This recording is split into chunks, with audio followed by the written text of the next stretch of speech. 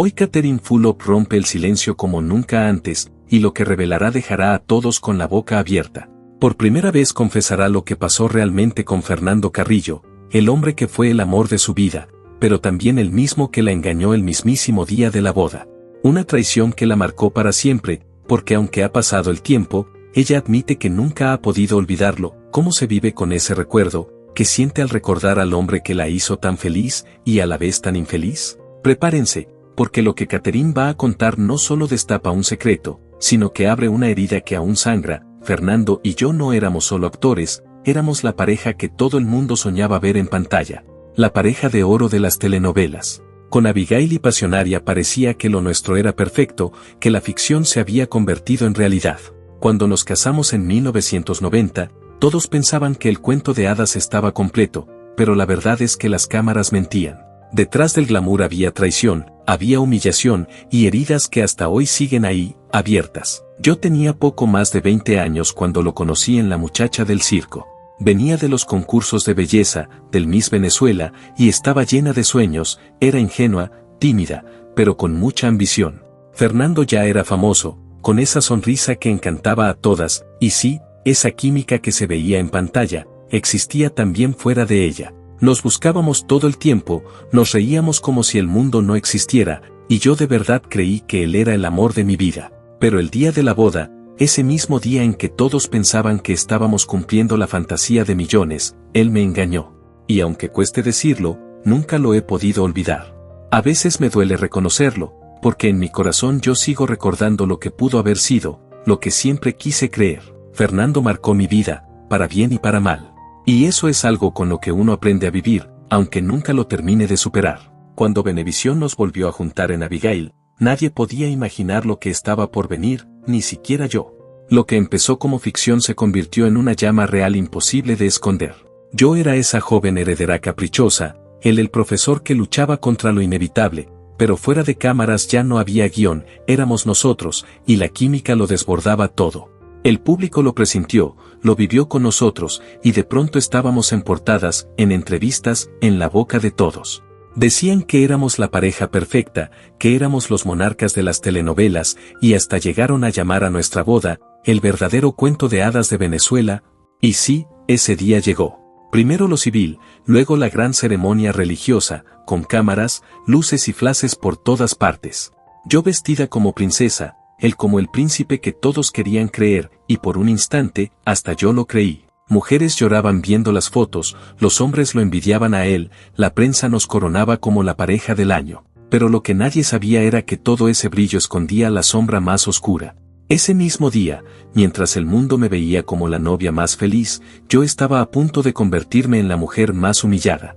Porque sí, Fernando me engañó el día de nuestra boda. Lo digo y todavía me cuesta creerlo. Después de la ceremonia civil, en vez de quedarse conmigo, volvió a la casa de sus padres y terminó con una vecina mía, en el ascensor de mi propio edificio. La crueldad no terminó ahí, porque él me lo confesó en la misma noche de nuestra boda religiosa. Imagínate, después de los votos, después de las oraciones, después de que todo un país celebrara nuestra unión, Fernando me miró a los ojos y me dijo lo que había hecho. Yo todavía no lo podía creer. Éramos la pareja más querida, la más admirada, y él, con una tranquilidad absurda, me dijo que lo mismo que le pasaba a él con las mujeres, me tenía que pasar a mí, como si la infidelidad fuera un regalo más que había que aceptar. Yo estaba en shock. Para mí fue una humillación, para él parecía algo natural, casi una broma cruel. Y sí, lo perdoné, pero el perdón no borra. Esa herida nunca cerró. Después de eso vinieron años surrealistas, en pantalla seguíamos siendo los grandes amantes de Pasionaria y Cara Bonita, pero fuera de cámara todo se caía a pedazos. Yo quería irme, lo pensé más de una vez, pero había dos cosas que me ataban. La primera, el público. Todos apostaban a que no duraríamos, y yo quería demostrar que estaban equivocados. Y la segunda, la esperanza tonta de que con el tiempo él iba a cambiar, que esa parte impulsiva, adicta a la tentación, se iba a calmar. Pero Fernando no cambió. Los rumores nunca paraban, la prensa lo describía como encantador, sí, pero incapaz de ser fiel.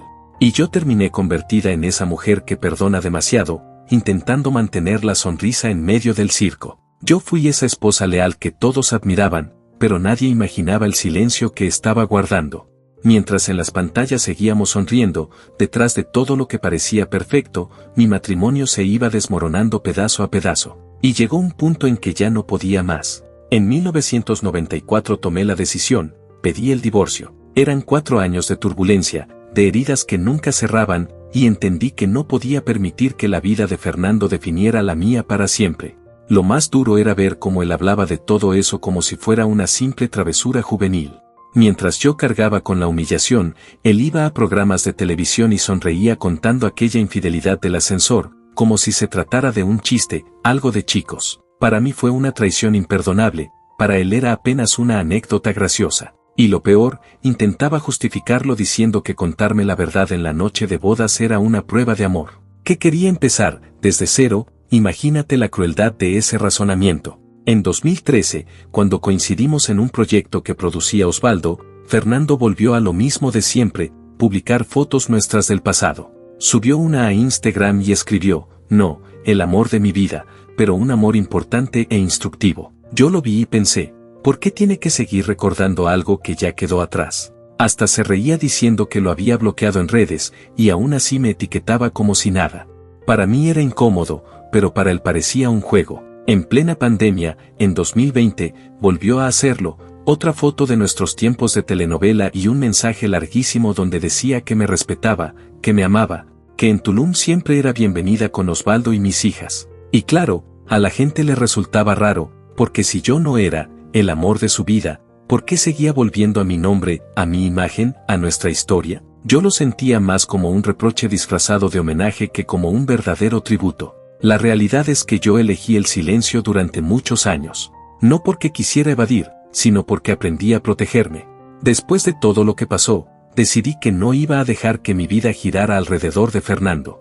Reconstruí mi mundo junto a Osvaldo, mis hijas, mi carrera en Argentina, y ese fue mi verdadero antídoto contra todo lo que sufrí en mi primer matrimonio. Por eso casi nunca hablo de él, porque cada vez que lo haces, reabres heridas que prefieres dejar cerradas. Con Osvaldo mi vida cambió por completo. Él era lo opuesto a Fernando, tranquilo, centrado, con los pies en la tierra y con un amor inmenso por la familia. En 1998 nos casamos y llegaron nuestras hijas, Oriana y Tiziana, que son mi mayor orgullo. Argentina se convirtió en mi hogar y allí dejé de ser la ex de Carrillo, para convertirme en Catherine Fulop, actriz, conductora, referente de fitness, una mujer que construyó su propio nombre y su propio camino. Pero claro, aunque yo nunca hablara de él, Fernando siempre volvía como un fantasma. Cada vez que salía en algún medio, mi nombre reaparecía. Cuando abrió su hotel espiritual en Tulum, cuando se sumó a Bailando por un Sueño, o incluso cuando a los 56 años entró en OnlyFans, siempre lo acompañaba la etiqueta. El hombre que le rompió el corazón a Catherine. Y yo mientras tanto vivía mi vida, disfrutaba de mis hijas, de Osvaldo, enfrentaba pérdidas durísimas como la muerte de mi hermano, pero sin alimentar ese morbo. Guardé silencio por años, hasta que entendí que ese silencio me estaba asfixiando. Con los años aprendí a ver mi pasado con otros ojos. Y a los 60 me animé a decir lo que muchos sospechaban, Fernando nunca fue el amor de mi vida. Nunca fue ese compañero que yo necesitaba, nunca fue el pilar sobre el que yo pudiera construir una familia.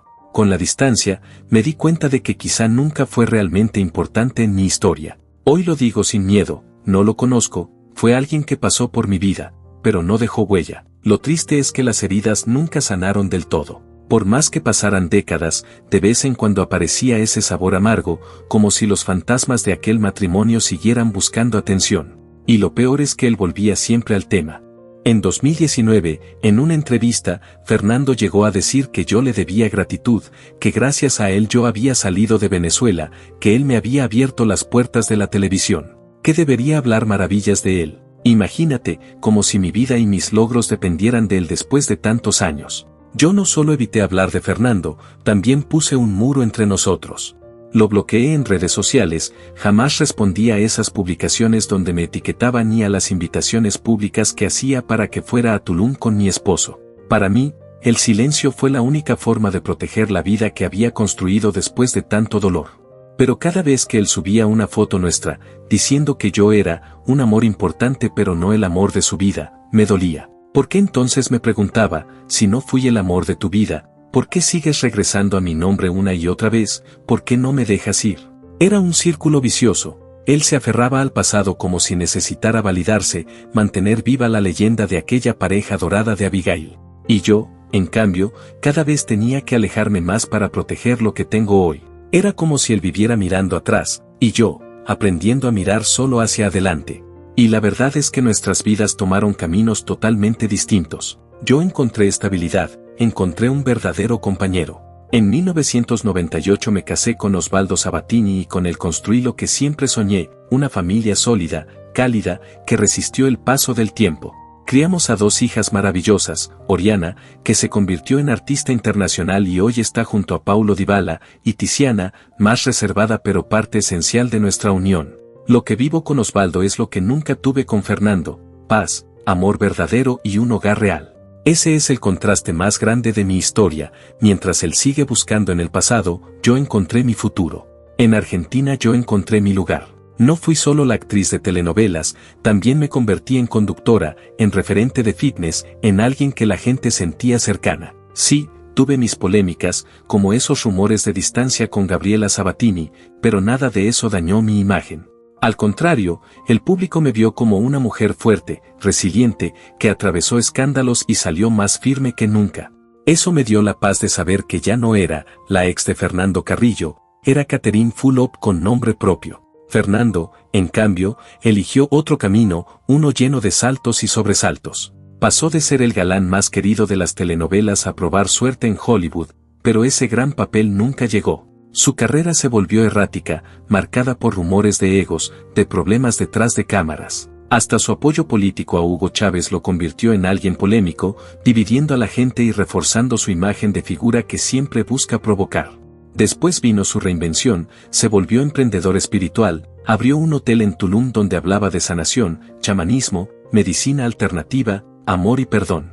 Y cuando parecía estar en esa faceta más tranquila, sorprendió otra vez. En 2022, con 56 años, lanzó un OnlyFans con contenido erótico. Y ahí es cuando yo me digo, definitivamente nuestras vidas tomaron rumbos completamente distintos. Mientras yo construía una familia y una carrera sólida, él seguía reinventándose en medio de la polémica. Eso lo pinta de cuerpo entero. Fernando siempre vivió de la provocación, hasta en la forma de reinventarse. Que si Hollywood, que si el hotel espiritual en Tulum, que si el OnlyFans, siempre buscando estar en boca de todos.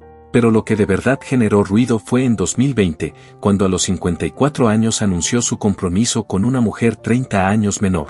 Y no solo eso, la presentó como su primer y verdadero amor.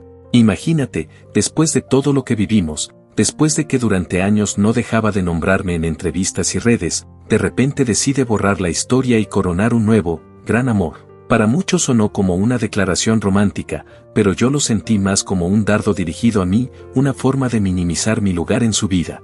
Hoy, a mis 60 años, lo digo sin rodeos, lo que pareció un cuento de hadas en realidad fue una pesadilla disfrazada de glamour.